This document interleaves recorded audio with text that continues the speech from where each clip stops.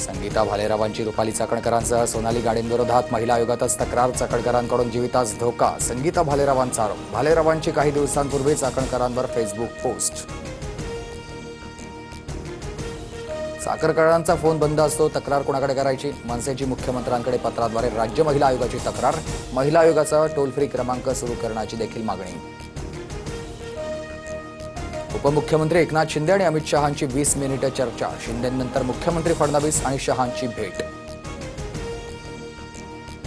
मंत्री संजय शिरसाटांच्या मुलावर आरोप करणारी पहिली महिला नोटीस परत घेणार. विरोधकांनी खांद्यावर बंदूक ठेवल्याचं पीडितेचं म्हणणं. विषय कौटुंबिक, प्रकरण पुढे वाढवायचं नाही. पीडितेची प्रतिक्रिया.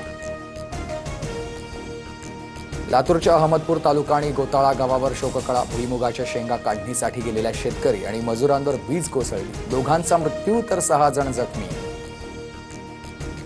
पुण्याच्या चाले गावातील पूल पाण्याखाली 16 गावांचा संपर्क तुटला. पूल पाण्याखाली गेल्यानं पुलावरील वाहतूक पूर्णपणे बंद.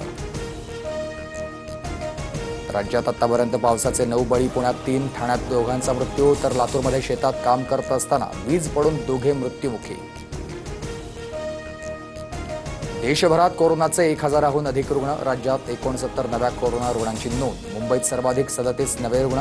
तर कोरोनामुळे देशात 11 तर राज्यात 5 मृत्यू. मृत्यूच्या दिवशीही वैष्णवी हगवणेला मारहाण. वैष्णवीच्या अंगावर एकूण 29 जखमा. 15 जखमा मृत्यूपूर्वीच्या 24 तासांच्या आतील असल्याची माहिती.